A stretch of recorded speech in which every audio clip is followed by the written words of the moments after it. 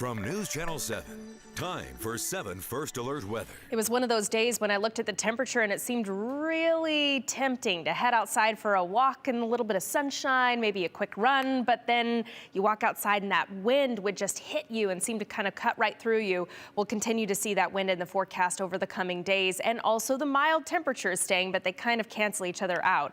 Taking a look at our temperature trend, we have finally exited the coldest part of the year, climatologically speaking, so these average highs are going to continue to warm as we continue to gain daylight. 38 degrees is where our average high is for Boise now, and we'll be anywhere from about 5 to 15 degrees above that over the coming days as we continue to see this moist and mild southwest flow aloft. It is pushing the cloud cover in our direction, times of some scattered rain showers for the valley, snow for the mountains, and this pattern looks to stick around with us, not just through this week, but the following week, and quite possibly into the third week of January as well, keeping temperatures either at or above average and continuing to see these low pressure systems bringing rain and mountain snow to the west through the next several days. So that is the long range forecast with that active pattern. That's what we're talking about. At low pressure system after system after system continuing to move in our direction. Futurecast showing that we get a little bit of that precipitation spilling in our direction.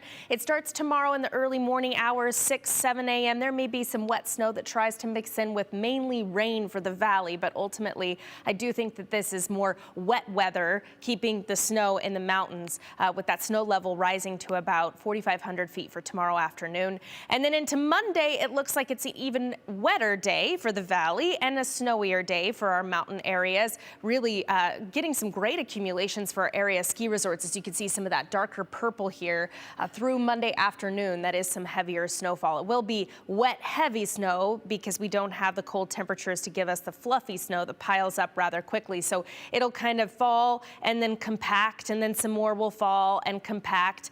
But for any of those areas that are above 4,500 feet, plan on shoveling, looking at these numbers here, anywhere from about 4 to maybe 10 inches of snow as we head through the end of the day on Tuesday. Our timeline through the overnight hours, cloud cover staying in place, temperatures staying very mild, mid to upper 30s is all the cooler that it gets early tomorrow morning. Again, that's why we're looking for rain for valley locations. Might mix with a little bit of snow early on in the Magic Valley, but little to no accumulation expected up into the mountains. We're looking for the snow to continue, and again, even more snow that pumps through the region on Monday in comparison to tomorrow. Tomorrow's more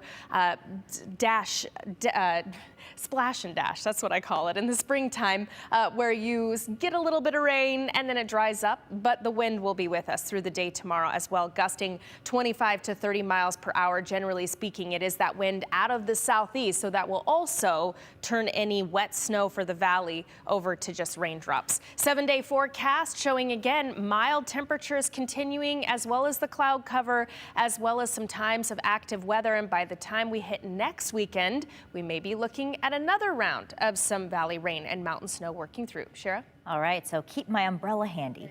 All right, thanks, Bree.